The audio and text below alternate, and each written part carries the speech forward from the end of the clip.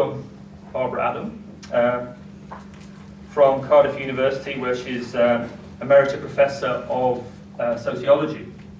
And Barbara's widely regarded as one of the leading transdisciplinary kind of theorists of social time, environmental time, and more recently, the sociology of the future.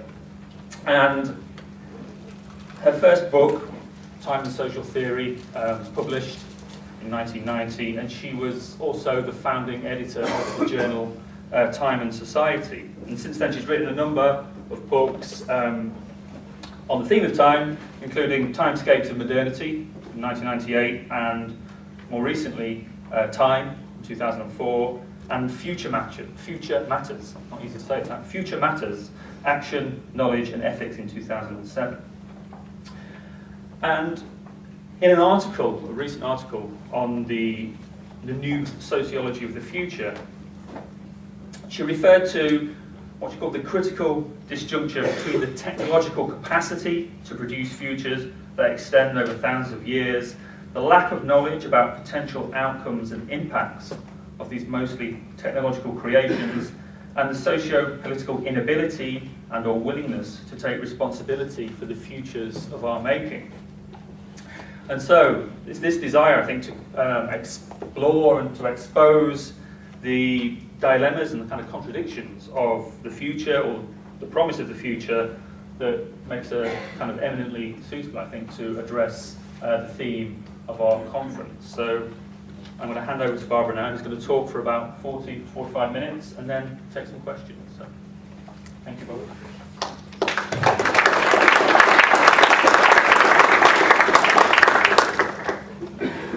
Thank you very much for the introduction. Thank you for inviting me. It is really nice to be here. It's our first sort of, not the first invitation, but the first actual coming together with CRESC, so I'm really appreciating it. In this talk, what I want to do is locate promise in a wider temporal context. When one looks at promise through the temporal lens, then this wider context relates to the uncertainty and the indeterminacy of the future. And from this perspective, promise is one central way to rein in this uncertainty and indeterminacy. That is to say, promise allows us to create almost like a scaffold of certainty and predictability around an otherwise uncertain future. But how promise is operationalized, that differs with historical context and an explicit understanding of those differences, I would want to argue, constitutes an important precondition to analysis of potential effects of present socio-political relations on the one hand, but also more importantly, to what viable alternatives there are, if we are seeking those. So in the paper, I would like to sketch some of the roots of uncertainties and indeterminacy and insecurity, and contextualize promise as one way to tame the future.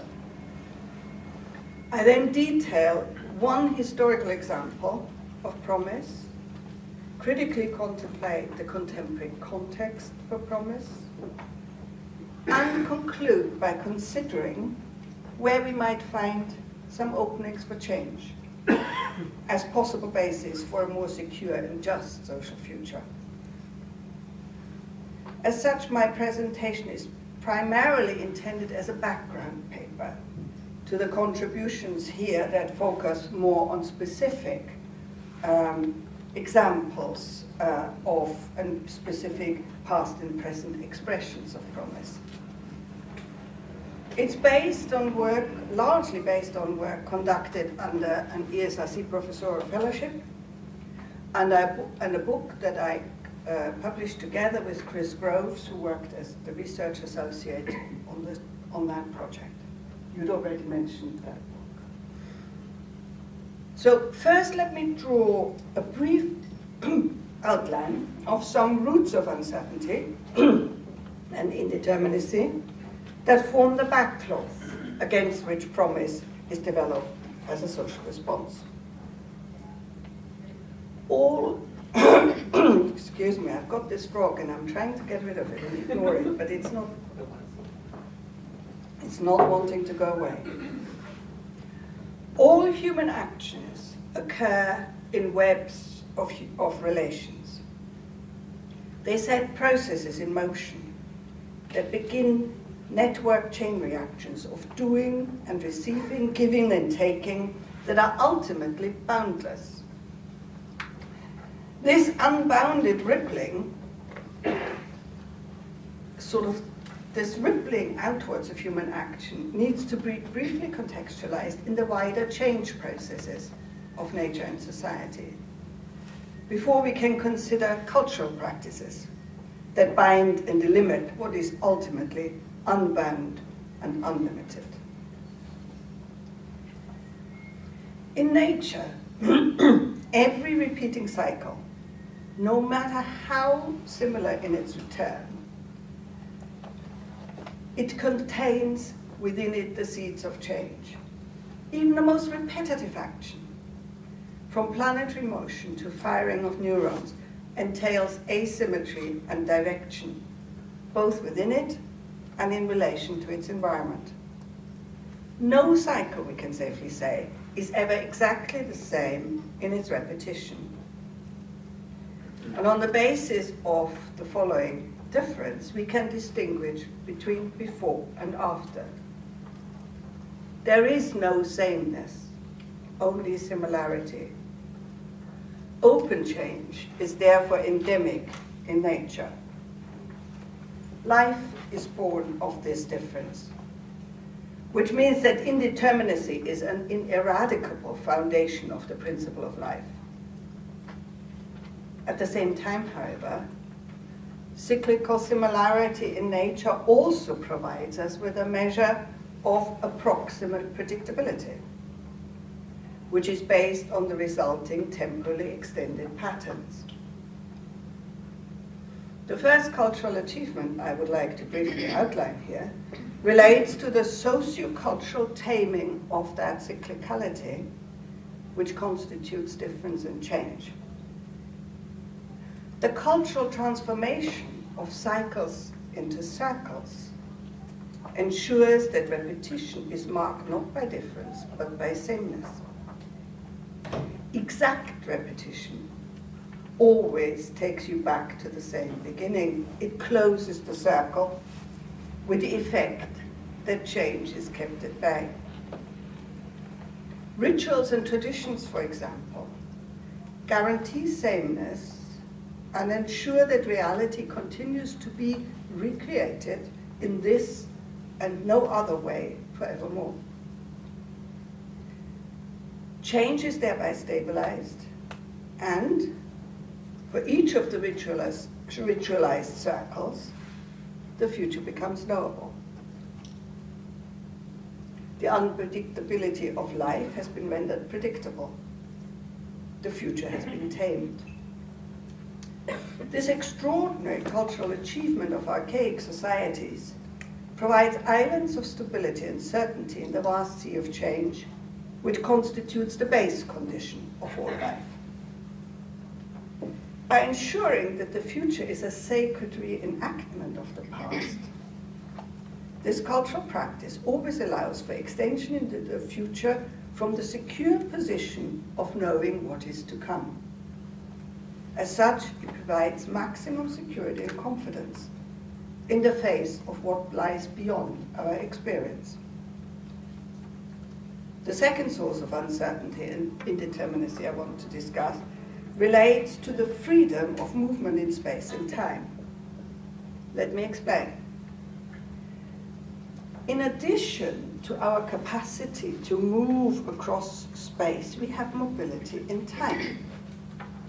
The human mind enables us to move with complete freedom into open-ended pasts and futures. These forays into time allow us to conceive of alternatives, transform cycles into circles, build islands of permanence in the sea of change, think and plan ahead, create substitutes for wings and flippers. Most importantly, this enhanced space-time freedom affords us the luxury to change our minds. We can take alternative routes, not follow rules, break with tradition, and not do what is expected of us. However, this freedom comes at a price. It increases uncertainty and indeterminacy, and as such brings with it a heightened need to bound and delimit what is essentially boundless and limitless. Human freedom and the need for cultural taming of the future are therefore two sides of the same coin. Promise is one powerful cultural way to counterbalance this openness associated with the mobility in time. If we look across the range of cultural responses to the inescapable indeterminacy of the future, we find that it can be divided into knowledge and practice-based forms. Knowledge-based cultural forms to tame this aspect of the human condition would be something like divination, prophecy, scientific prediction, all based on knowledge projected from the past into the future. Practice-based forms would encompass promise. And it is this latter which is of interest to this conference. Before I focus on promise, however, I would like to develop a distinction between projection and promise, as the two tend to be used so much interchangeably. Projection is about an intention made public before the fact or the event. Projection refers to an actively chosen future. It is a pronouncement of an advertised future which is planned to be produced and actualized. Projection is practiced in industry, commerce, and politics, as well as the laboratories of applied science. Chris Grove's paper just a minute ago, or half an hour ago, was on that kind of projection. Rather, they exist. Hang on.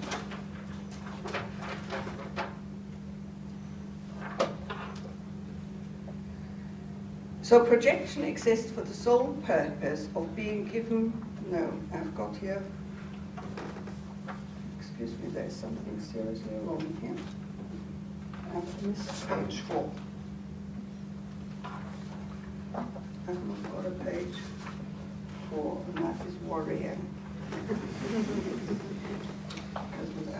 it is. Okay.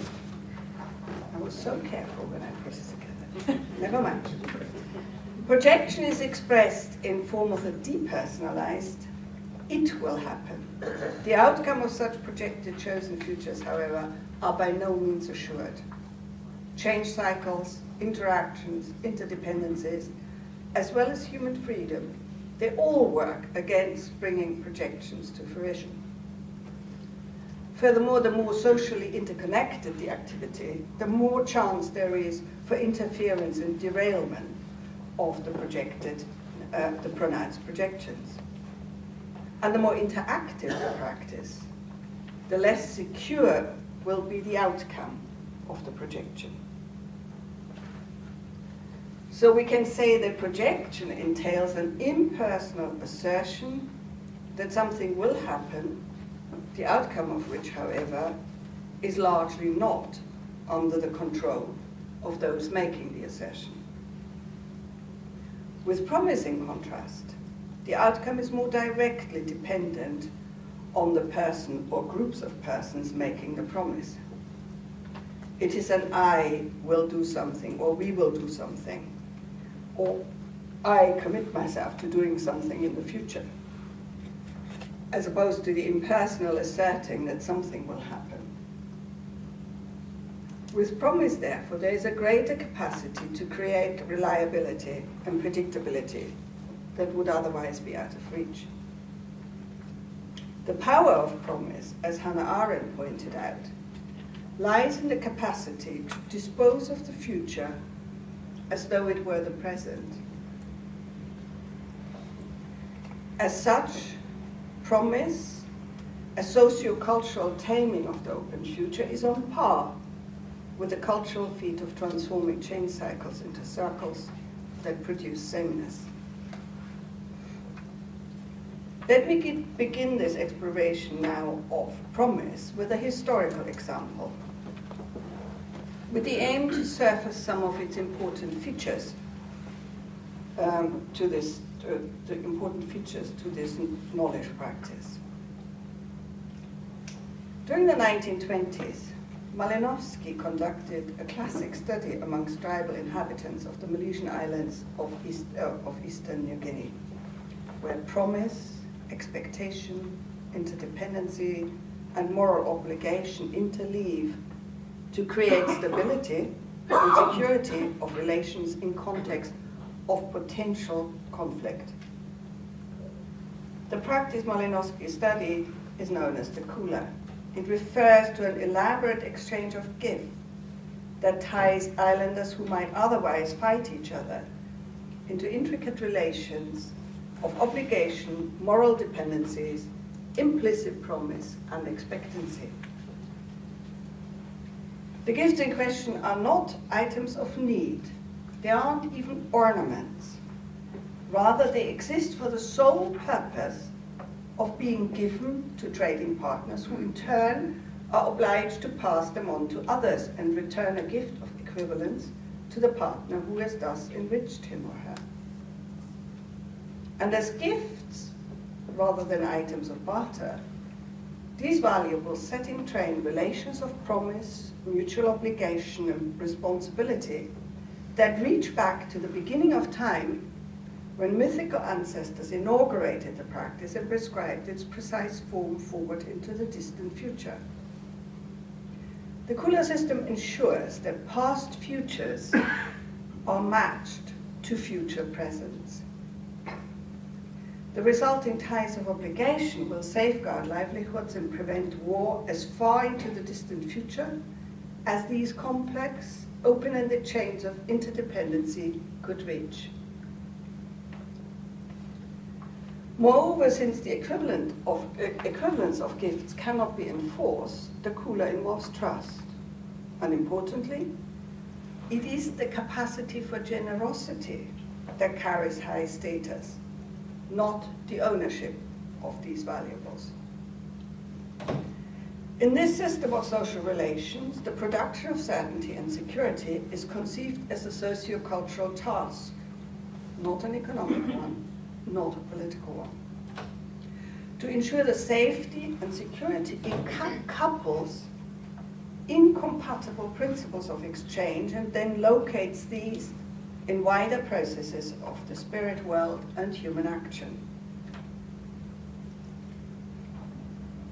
So, if I want to summarize the points of the first part of what I've said so far, we can say that the cultural production of certainty and stability is remarkably reliable and affords foreknowledge into the distant future, as long as the rules established for those purposes are meticulously adhered to.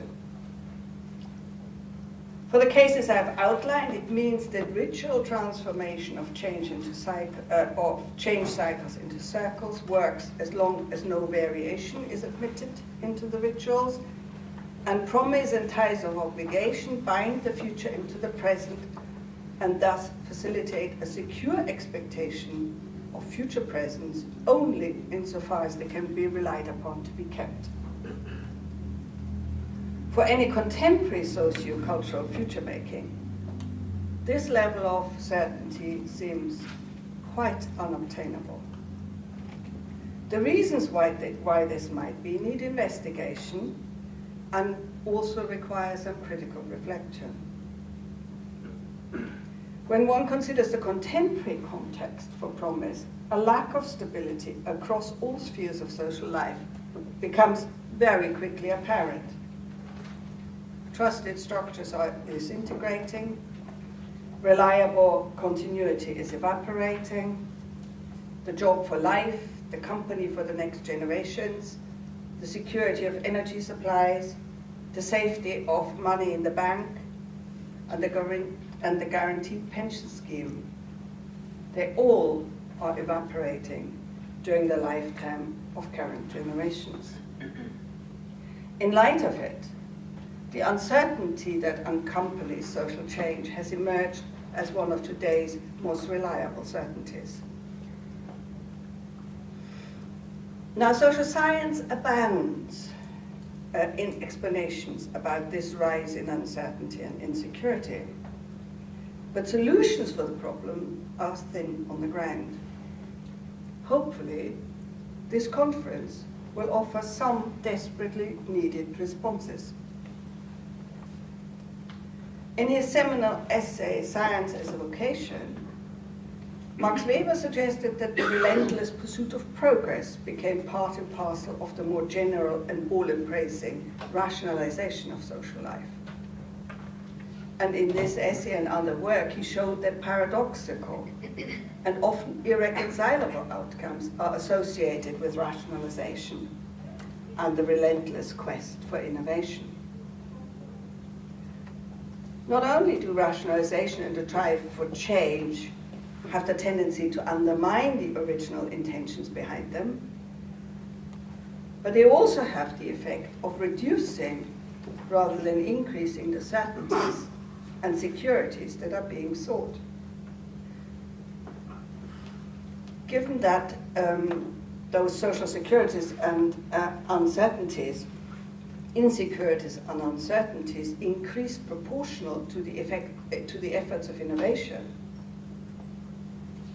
the contemporary intensification of change would need to be counterbalanced by a parallel increase in concern with stabilizing the future. This, however, is not the case. And having said that, it is actually more easily requested and said than it would be done. John Bury's classic text, The Idea of Progress, is helpful for understanding the difficulties involved. John Bury in this study shows that the modern drive to produce innovation and change requires a different past, present, future constellation from traditional socio-cultural relations such as those involved in the Kula. The belief in progress means that the future cannot be preset, pre-given, or predetermined. Instead, it has to be emptied of all contents. The underlying principle of the pervasive quest for change, therefore, is to replace contextuality and embeddedness with decontextualized, disembedded relations in order to produce a world of pure potential where anything is possible. Importantly, this means that the carefully honed strategies to render the natural and social world more predictable and manageable are forfeited for the adventure of the new. This emptying out of the future, divesting it of all precedent and preset content, is evidenced across our institutions of modernity. A prominent example would be economics and its relation to the future. And I'm only using that one or two examples. In economic relations, the future is translated into money and traded in and for the present. Banks calculate money, the monetary value of the future with respect to interest and credit. Insurance companies calculate it with respect to future risk and futures trading. And in futures trading, it is the promise of goods. It is the promise of goods rather than material goods themselves that are being traded. At first sight, it could seem as if there was little difference to traditional knowledge practices associated with the future by bringing the future into the present, because both practices do this. On closer inspection, however, we find that a fundamental shift has taken place in assumptions about the future which replicate the changes associated with the pursuit of progress. Once more, it's no longer the embedded, contextual, embodied future of traditional promise, but a future emptied of content and divorced from context, which is at issue. Embodied futures, we need to understand, are not exchangeable. Pluto's trajectory cannot be exchanged for that of Saturn, just as my personal future is not exchangeable for any of my peonies. In contrast, the future emptied of all contents can be calculated, traded, exchanged, and discounted without limit, anywhere, anytime, and for any circumstance. It is neither tied to origin and destiny nor conceived as pre-existing. Rather, it is an open future, a realm of potentiality to be created rather than recreated to an original plan. Divested of content, it holds out the promise to be whatever we want it to be. This clearly is a very different kind of promise from the one that characterizes the cooler, which affords reliable sameness. Moreover, promise is depersonalized here.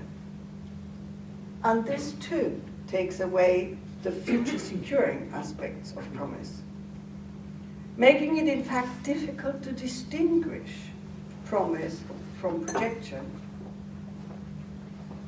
In addition, we find that the relentless pursuit of change relates not only to the quantity of change, but also to the speed at which it occurs. And the speed of change in turn relates again to the capacity to stabilize the future.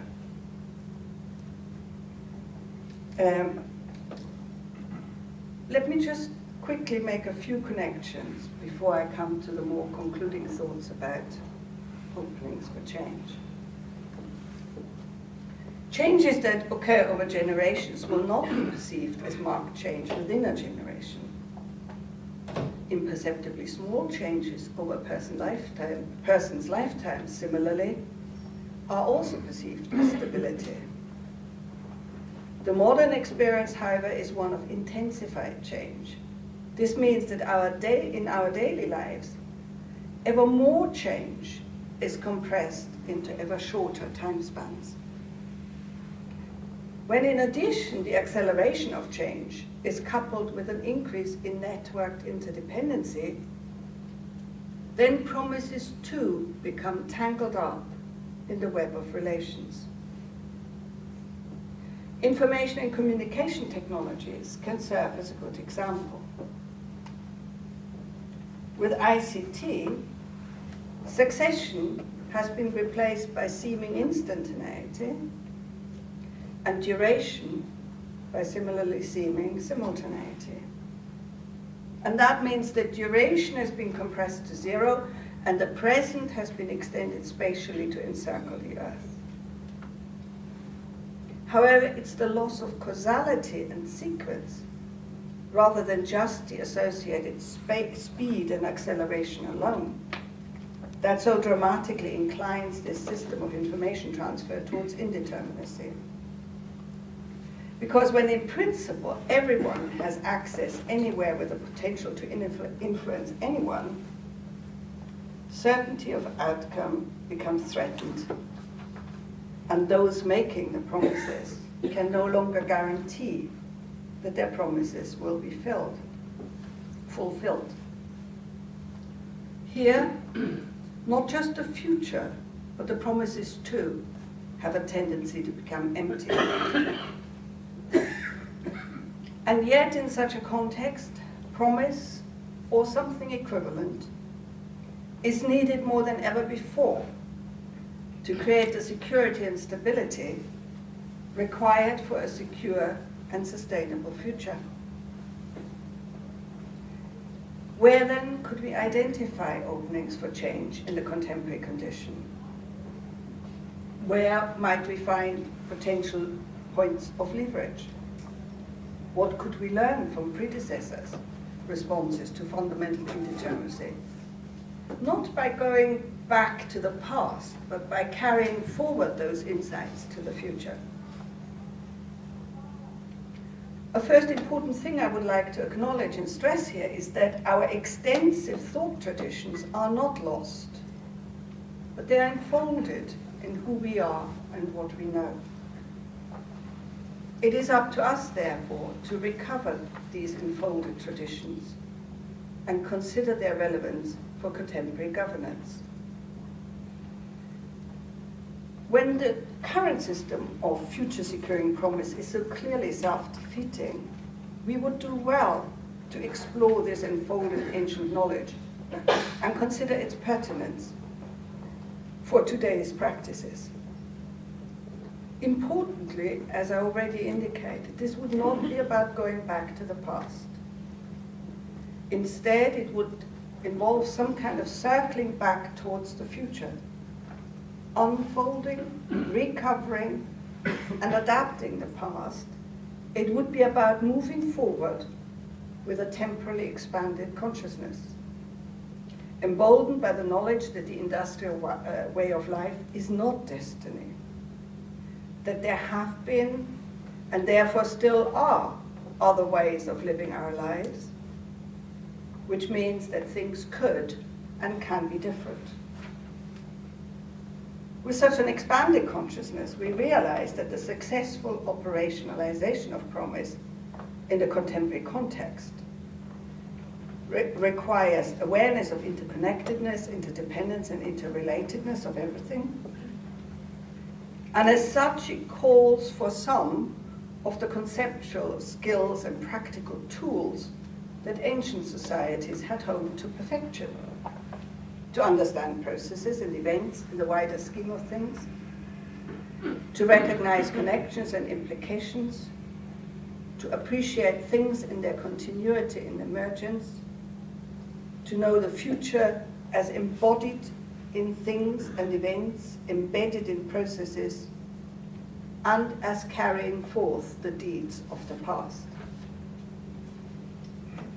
And from the perspective of the re-embedded processual future, we see the world anew. Connecting with our enfolded knowledge, we realize, secondly, that the future is not empty at all.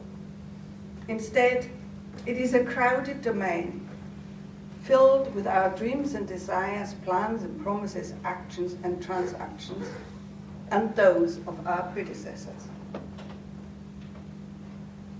We recognize, thirdly, that all these not yet materialized actions are real as processes in progress. And we appreciate that even the emptied future is real through its eventual consequences. From my research on the subject matter to date, I have concluded that knowing the future as real rather than ideal and non-existent is a fundamental precondition to sustainable future making. A further important insight from the traditional know-how of creating security in an insecure world relates to the coupling of unrelated principles. When trade is clearly the basis for rivalry and war, a second very different relational process was tied to trade, which successfully prevented mutual destruction. Gift relations have a different status and trust structure from trade relations, and as such present a viable counter to the warring competition for scarce resources. As such, the pairing of these incompatible relational processes presents us with a challenging question. what honor and status principles might achieve something comparable for the 21st century industrial capitalist society. In our private lives, of course, we already practice something akin to the Kuhler's gift relation. As parents and guardians, we are embedded in unbroken chains of obligation and care, based on non-reciprocal giving and concerns to create a sustainable future for our charges. And what is possible in the private domain ought to be possible in public life.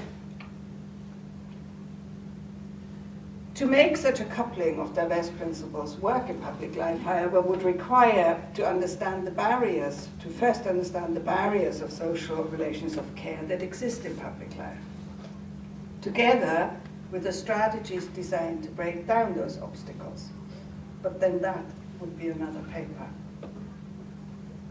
In her seminal The Human Condition, Hannah Arendt presented a pairing which I think is of particular interest to this conference, on promise.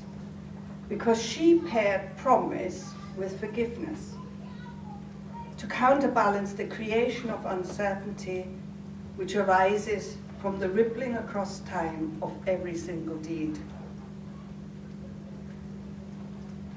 She insists that without being forgiven, released from the consequences of what we have done, our capacity to act would, as it were, be confined to one single deed from which we could never recover.